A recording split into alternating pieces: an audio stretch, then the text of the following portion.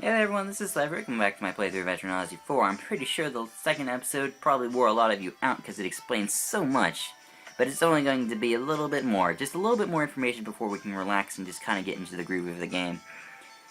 So, in the last episode we unlocked the skyship, so as we go to the city gates, I'm pretty sure it's going to be explained for us. So, let's go over to the city gates. Yes, we are. Alright. She's all ready to go. You get sail as soon as she's registered.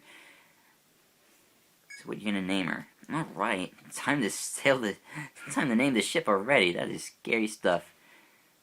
Caps. The ship's going to be named after Into the Labyrinth, after the website intothe-labyrinth.net, a Etrian Odyssey fan site I recommend you visit. Explain the controls, but you learn faster if you try it out. You can outfit it at the city gates, which reminds me. Yes, we did. We got the Budapults. Come by the wharf when you're bored, and I'll let you guys have some other equipment no one else is using. Alright, well, he's offering free stuff, so may as well visit. Harbor Wharf may not seem like the place to explore, but it's that's where you'd be wrong. Explain wait, if you stop by, I'll be waiting. So he lets you go on your way immediately, or you can turn around and go straight to the cargo wharf and get the free dowsing rods. Which is a good idea, because they're dowsing rods, and they're really useful. Good to be at your castle, sir. Any merchant comes here to trade. Explorers seem to come and go as they please, too, seeing this is the place where we fix up their skyships. Oh, speaking of which, let me get this to you before I forget. Gives us the dowsing rods. The entire reason we visited. So your skyship, it should help you find that treasure sleeping in the great wide world. It'll help to have clues to find some of it, but you have to ask your fellow explorers about that, aka other people. At the wharf, you can activate Street Pass feature and try out any QR codes you have. This is the entire point of the wharf. Use the Street Pass feature to pick up other players' guild cards and their included representatives. You can also get clues to new treasures findable with the dowsing rods. By reading QR codes, you can unlock the guild cards, exclusive items, and even quests. How nice. Not really interested in too much of that, but hey, good to know that it exists. So, the next place I'm going to go is probably the Dancing Peacock now that we've beaten the first mission. Elegant establishment. Very much yes, so. We are the explorers, newly arrived and confirmed to the Grand Count.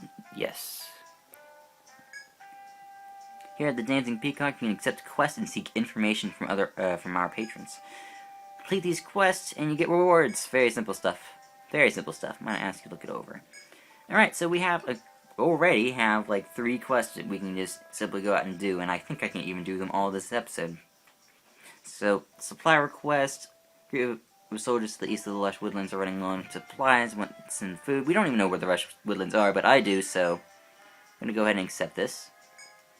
Group of soldiers are exploring the east side of the windy plains, but they lack the food to carry on, so your task will be to gather food and drop it off for them. Their camp is in the forest. I was given to understand that it is an open area. Freshness is important for food, so you must find and deliver it in one trip.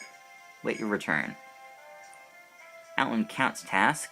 The city must always seek resources to help if it is to develop the word of a kapok grove, windy plains, go find it. Okay, can do. This is one of the things we're going to have to mark on our map. So we're just going to need to learn where the grove is, and then later in the episode we can report that in. And the Adelier quest. Waiting from the Baron Adelier. I won't be able to complete this in this episode. It is pretty useful to go ahead and get this accepted. Basically, we just need to get materials for the Copus. And we can go to Winnie for instructions on that. Yes, we did. 2 rat fangs, tree rats, and the lush woodlands dropped them. Once again, we haven't been there yet, but hey, we're gonna get there. Get monies for selling them. Part of the reward. Counting on you, bye-bye. Alright. Don't need to overstay our welcome. Let's go ahead and go over to the city gates and finally enter the skyship. First, we're going to get the dowsing rods equipped over the Budapult, because the Budapult is useless until later-ish. And we make our way into the windy plain.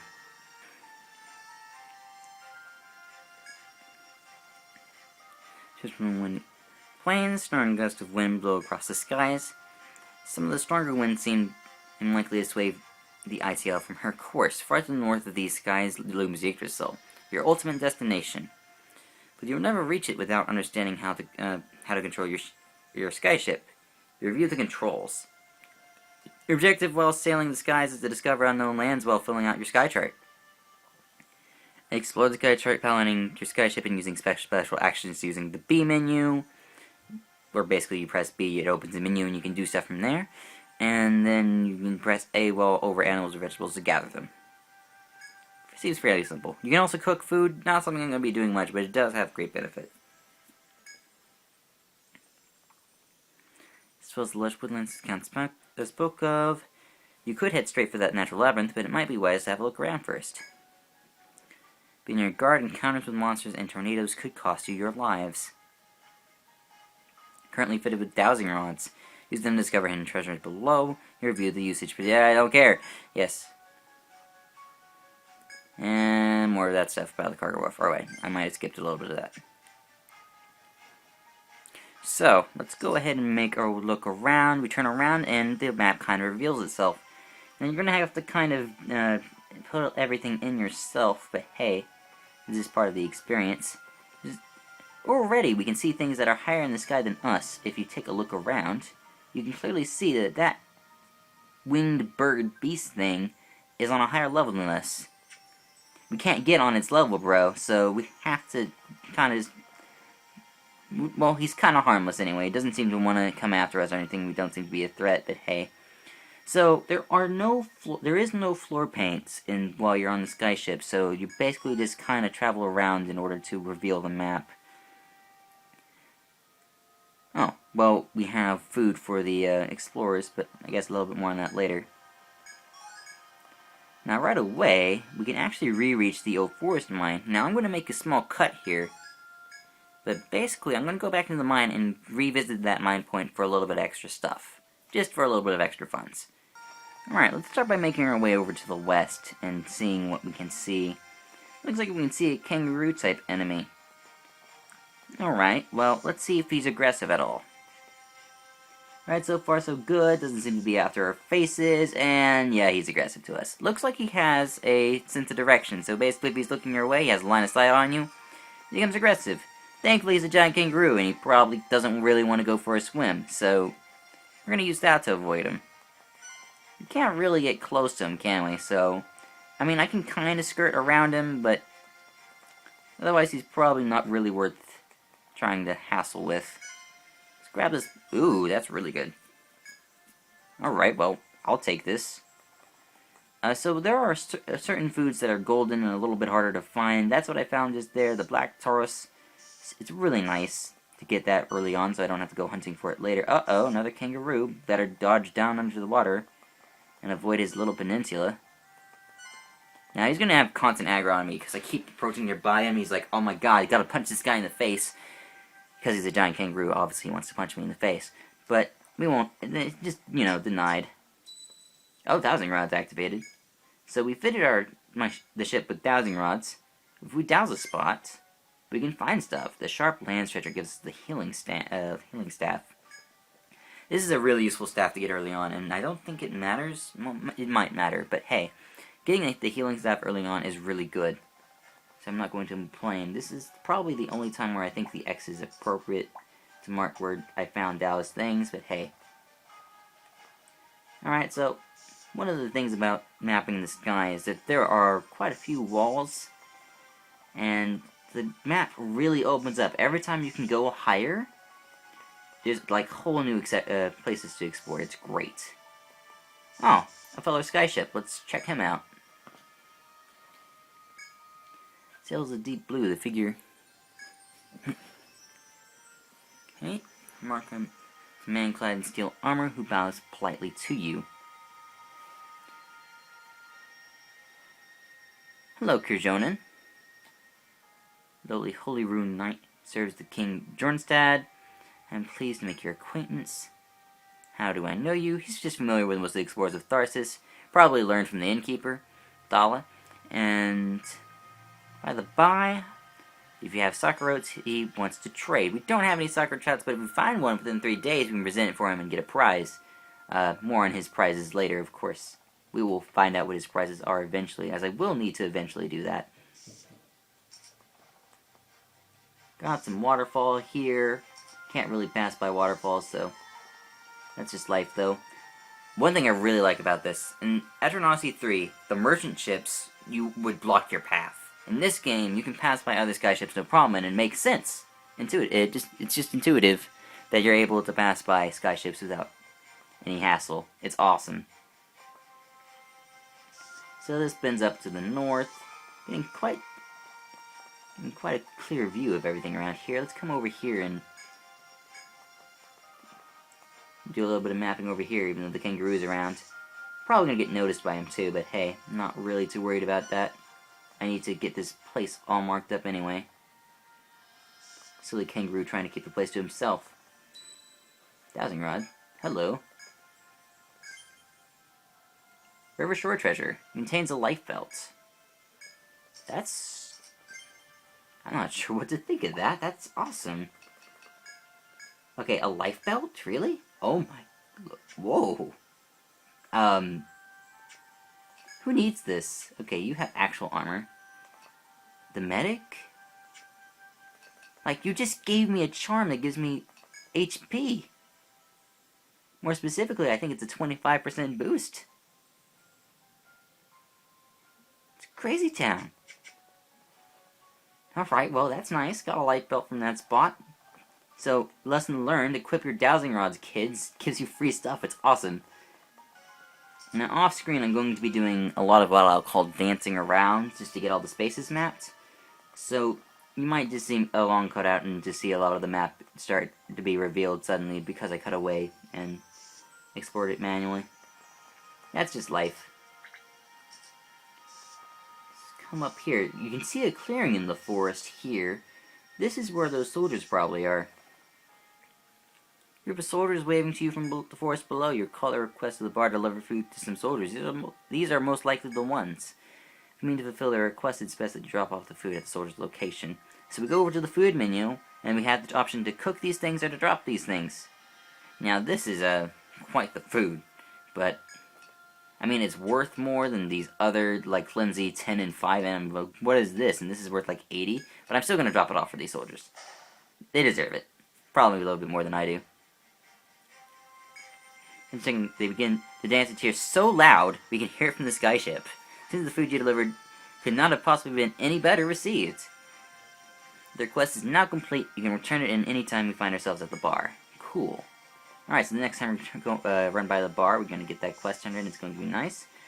That's the labyrinth right there. Let's go ahead and take a short approach at it.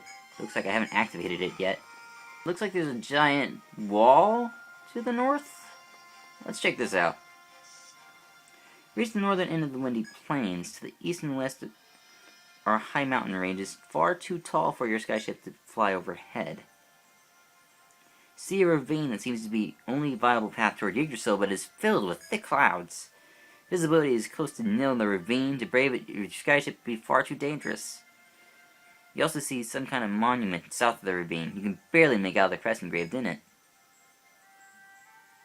Hey, there's a similar crest right next to the lush woodlands. In the monument you see a large forest. This must be the lush woodlands this account spoke of. The site of the forest stone monument next to the ravine seems too coincidental to ignore. Must be some connection between the ravine and the lush woodlands. Right now, lush woodlands can wait. Places for chomps. Let's go this way. Catch some birds. It's nice. I mean, I'm gonna learn this is here, why not? It says before us, but it's before you, monument, and a giant maze. No, we're not going to explore the Yggdrasil labyrinth just yet. Okay, there's a tornado here. We don't want to run into that, because that sends us to the place, and we gotta get repairs, and the repairs are the same, well, actually, I'm pretty sure it just has a chance to just wipe you out, so don't go into tornadoes. They're really easy to, they're stationary, easy to avoid. Don't run into them. Alright. Ah, there's another seemingly small labyrinth, much like the old forest mine. This might be worth checking out sometime.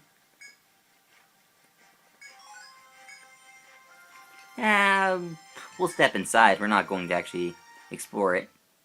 Small orchard, dance with the fawns and the sunbeams. I guess we'll learn more about that title soon. For now, I'm just going to know that it's here and that we can come here anytime, and that's nice.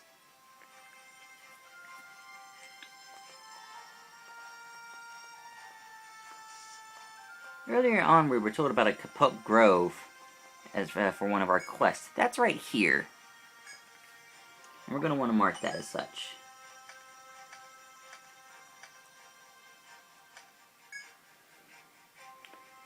Almost here, the rustling of trees is the green, glossy beauty of the windy plains, which generally is a balm for your soul. Alright. Let's come over to the other side of the small orchard, see what it has to offer. Doesn't seem like much.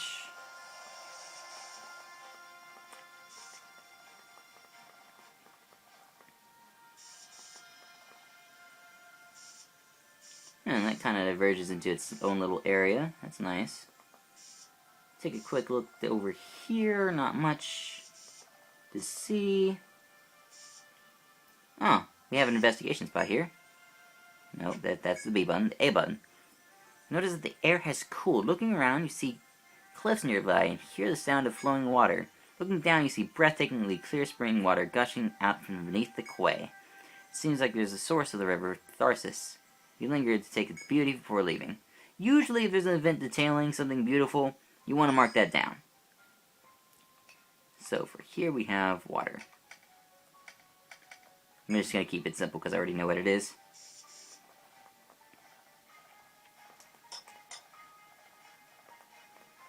Nah, they put carrots here for a very specific reason.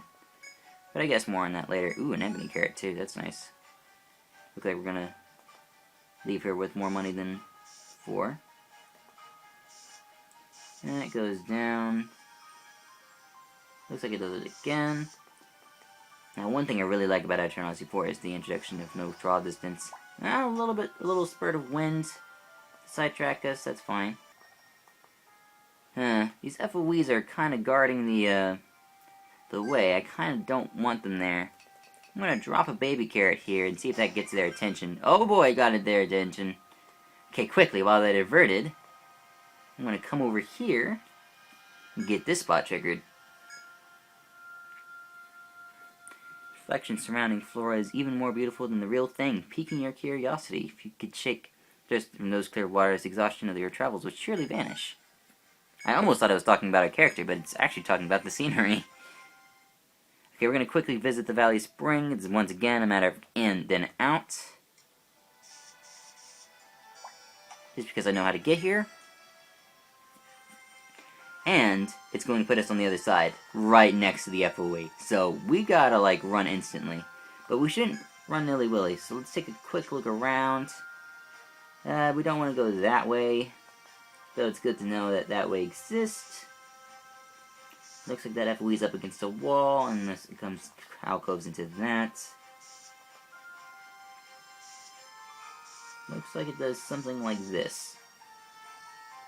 Now, if you're observant, you should be able to see a crack in the wall. Otherwise, we're probably just going to have to use food to distract the FOEs long enough for him not to kill us. But thankfully, that doesn't have to be the case, and we can avoid both of these guys by going through a crevice here. So, once again, this is just, I know this is here, so I'm taking advantage of it. Yes, we'll go through this hole. And we basically got to visit that entire area for free. So now we know what this all looks like. We've basically, this entire episode was just about me mapping the entire, like, this is all we're doing in this episode. We're just exploring the skyship, getting this first area explored. I hear the whirlwind, and it's kind of annoying. Okay, so the FOE is blocking our path. Thankfully, okay, so FOEs have something I like to call horizontal preference. In this game, they randomized it a bit, so sometimes it isn't horizontal preference anymore. But hey, still, FOEs usually show signs of horizontal preference. And what that means is that they will usually, travel horizontally before they travel vertically. It's neat. Good to know it exists. Here's hoping this girl, oh man, why would you fly there? Well, this is perplexing. Skyship up ahead, unfamiliar to it. Its sails is bright red. She's clad lightly for one who sails the skies. Has a short sword on her waist. Yes, we are. Name's Wiglaf. Guessed it on Explorer 2. We're the Zarian Guild. You happen to have any black tourists? No, I accidentally gave it to a bunch of soldiers. But hey, whatever. If I see another one, I'll give it to you. Alright, and that's about all of the entire first area of the labyrinth. The Windy Plains. We're basically done. That was the entire point of the episode, is to basically get the Windy Plains done.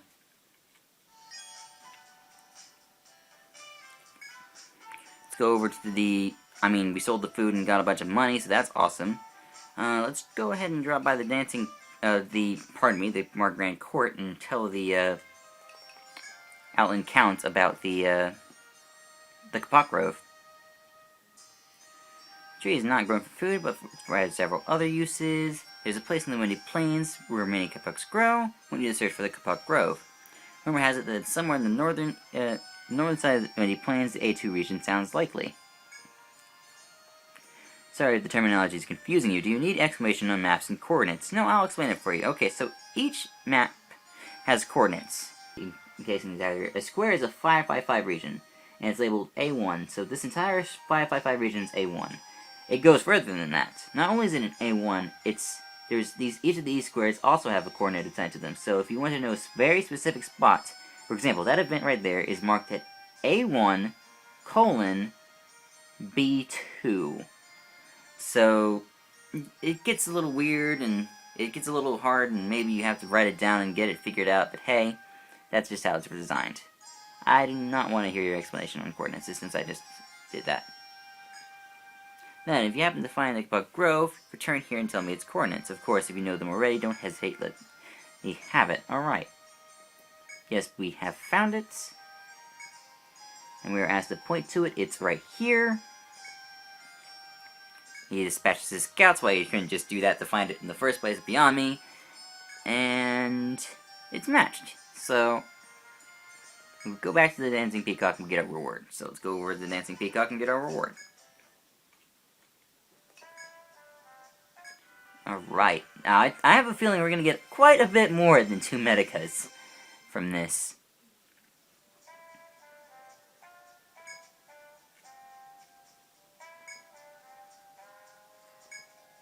Alright, we get 4 medicas, not just 2, 4. We have medicas for life. And we get an easy up into level 4. And then we do the Outland Counts task, get some simple scopes. Simple scopes allow you to see FOEs in the labyrinth. Not really that good of a reward, but hey, the main reason you do quests in this game is for the experience, because the experience is so good. And we didn't have to fight any monsters, but we're somehow already to level 4. Let's get some skill points allocated and end off this episode, shall we? That was English, I swear. I'm gonna go ahead and get our proficiency now and get this attack tank go to higher levels. Or rather, a higher level. Nerve throw, sand throw. Okay, nerve throw does paralysis, sand throw does blind. I think they're not essentially the same thing. But they're close enough. Do I want higher level blade flurry? It's good, but I think the biting slice is a little bit better. I think we should start working on ice knife, make our way to biting slice, and then work our way with higher sand throw, and I think that should do us good. So I think I'll kind of balance it out, so let's get 2 levels to ice knife, make our way to biting slice. That'll work out.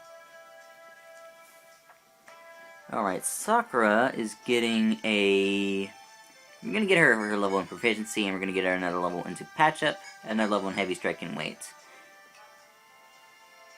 Eagle is getting a level into arm snipe, and another level into leg snipe. And Frost is getting her levels in Devolt. Didn't even have to touch the labyrinth, and we already have all of the elementals up. Right, so that should be everything. So hey there, everyone. Now, as we enter the inn, we meet some people. Alright. Yes, I have found all the small caves. Ooh, that's good to know.